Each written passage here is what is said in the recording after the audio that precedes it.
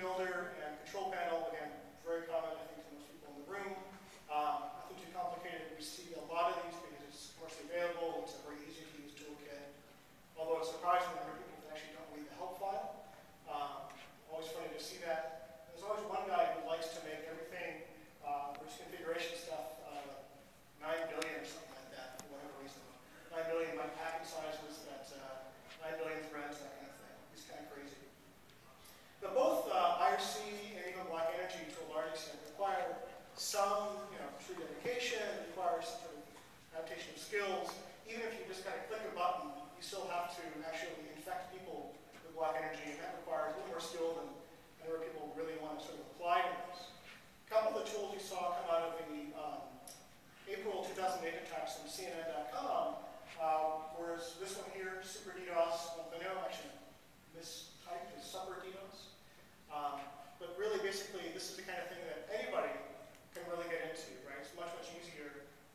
You want to grow your attacker pool as large as possible. You may not want to grow your botnet. You really want to sort of harness the fact that the average person in the network really wants to take part in these attacks. And in this case, attack CNN for making some pretty disparaging remarks about the Chinese building for the Olympics.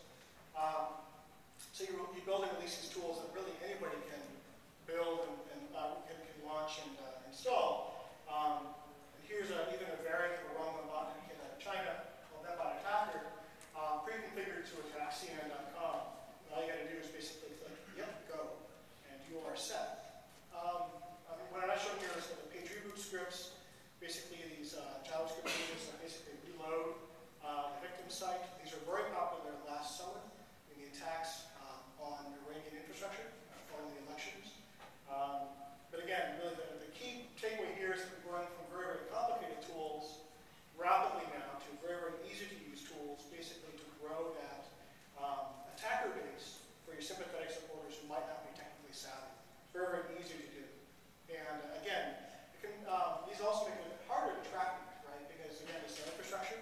We're not tracking these things. It's basically sort of the will of the people using these things. And unless we're actively watching forums and blogs, we generally don't know who's encouraging these attacks or what tools you're using.